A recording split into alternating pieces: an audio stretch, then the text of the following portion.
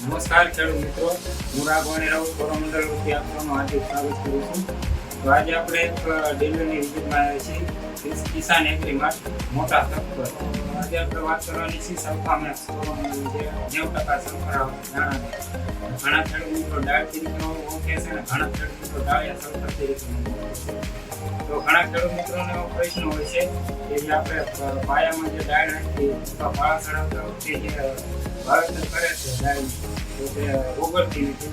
તો આજે આપણે એનો ડેમો કરીશું અને વિશાલભાઈ પાસેથી સલ્ફામેક્સ વિશેના અભિપ્રાય પણ જાણશું. તો વિશાલભાઈ તમારું શું છે? નમસ્કાર ખેડૂત મિત્રો, મારું નામ છે વિશાલ મેક, એમએસસી કેમેસ્ટ્રી, ગામ મોટા સગપર અને કિસાન એગ્રી. તમારો મોબાઈલ નંબર છે 9895 8729. તો આજે આપણે તમને એક લાઈવ ડેમો કરીને દેખાડશું સલ્ફામેક્સનું જે ઓગળવામાં કેવું છે અને જમીનમાં કેવી રીતે ઓગળી જાય છે. તો આપણે થોડું સલ્ફામેક્સ નાખીશું, ત્યારબાદ તેમાં પાણી નાખીશું. તો ખેડૂત મિત્રો તમે જોઈ શકો છો વિશાલભાઈ કે જે આપણે ડાળમાં પાણી નાખ્યું અને તરત ઓગળવાનું ચાલુ થઈ ગયું, પાણીનો કલર પણ બદલાઈ ગયો છે. તો ખેડૂત મિત્રો તમે જોઈ શકો છો કે ડાળમાં જે પાણીનો ઉમેરવામાં આવી અને તરત જ ઓગળવાનું ચાલુ થઈ ગયું છે. જે અન્ય કંપનીની ડાળ આવે છે ત્યાં આ પ્રમાણે ઓગળતી નથી અને ખેડૂતોનો પ્રશ્ન પણ આપણે જાણેલા છે કે જે કપાસ કાઢે છે તે વખતે પણ જે ડાળ નાખેલી હોય તે એમના બહાર નીકળે છે. તો વિશાલભાઈ તમારા જે સલ્ફામેક્સ આપણે તમે કેટલા વર્ષથી જાણો છો? સલ્ફામેક્સનો લગભગ આપણે 3 વર્ષથી આપણે વેચાણ કરીએ છીએ, બરોબર.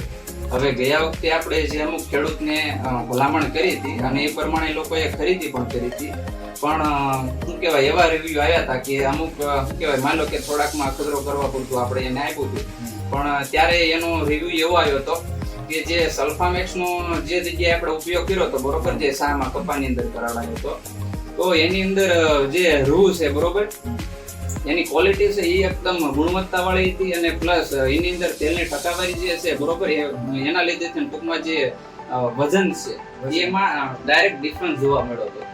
જેની અંદર સલ્ફામેક્સનો ઉપયોગ કર્યો હતો, બરોબર, ત્યાંથી કપાસની અંદર પણ ગ્રીનરી જોવા મળતી હતી અને પ્લસ જે કપાસ છે એનો વજન પણ ટૂંકમાં સારો થયો હતો. અને મગફળીની અંદર આપણે જે ખેડૂતને આપ્યો હતો, બરોબર, એમાં ટૂંકમાં કહેવાનો મતલબ કે સલ્ફામેક્સ દ્વારા એટલે કે જે સલ્ફર છે, બરોબર, એનાથી શું કહેવાય કે ભાઈ 4 થી 5% તમારે વજન છે વધારે છે એવું કહેવાય.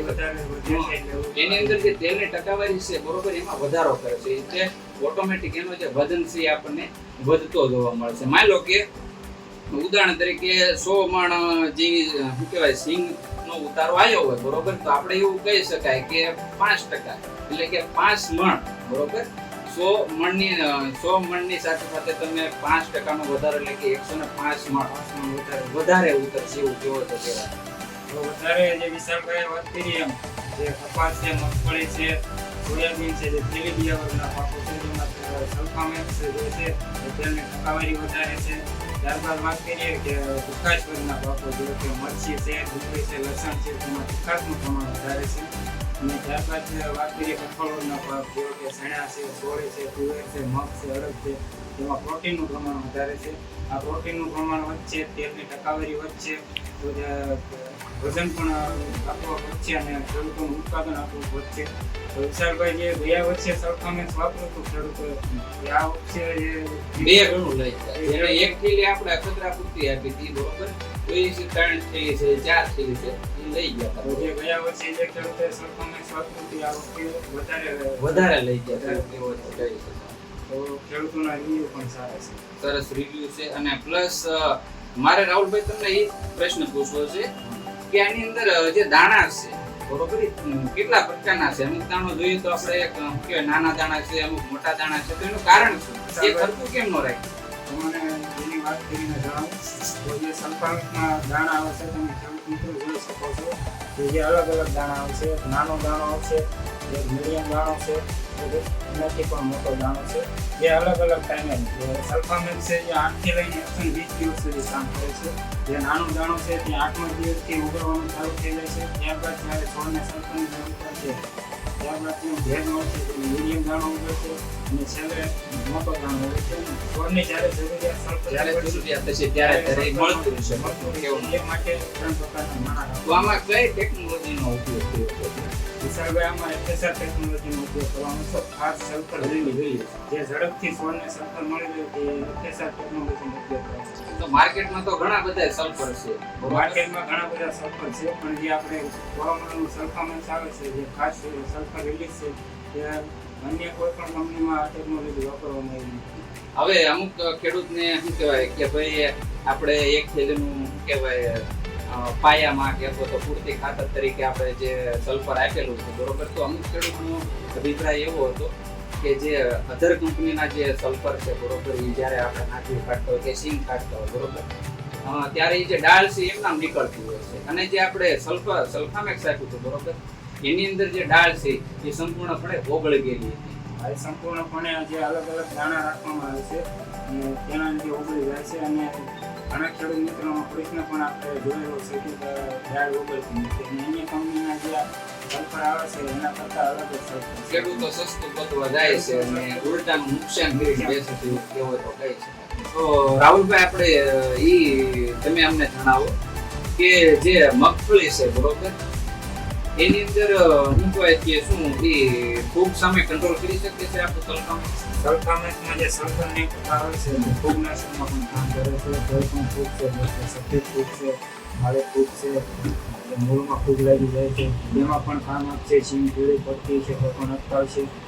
ને જે વધારે વાત કરું જમીનમાં જે અત્યારે બધા ખેડૂત મિત્રોનો જે પ્રશ્ન આવે છે જમીનમાં ખારસ વધતી જાય છે, પીએચ વધતો જાય છે, તો સલ્ફર જે છે પીએચ મેન્ટેનમાં પણ કામ કરે છે. કે પીએચ વધી ગયો તો તેને મેન્ટેન કરશે, ઘટી ગયો પણ તો પણ તેને મેન્ટેન કરશે.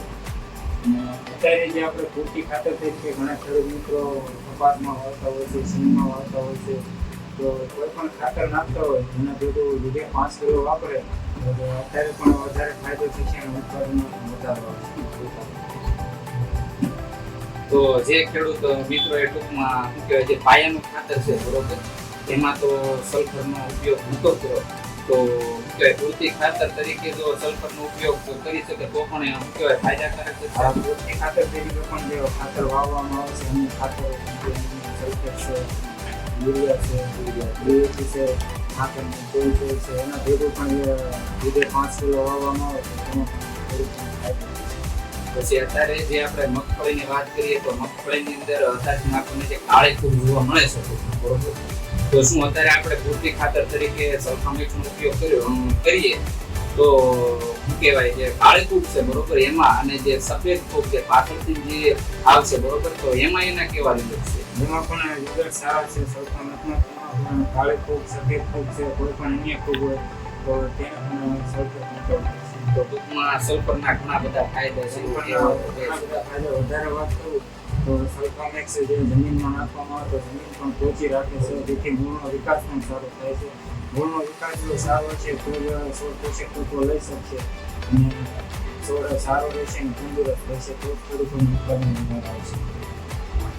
તો આપણે રાહુલભાઈ સરસ મજાની વાત કરીએ છીએ તો એનો ખૂબ ખૂબ આભાર માનીએ છીએ કે જે સલ્ફર છે એના વિશે આપણને ઘણી બધી માહિતી આપી. તો આપણે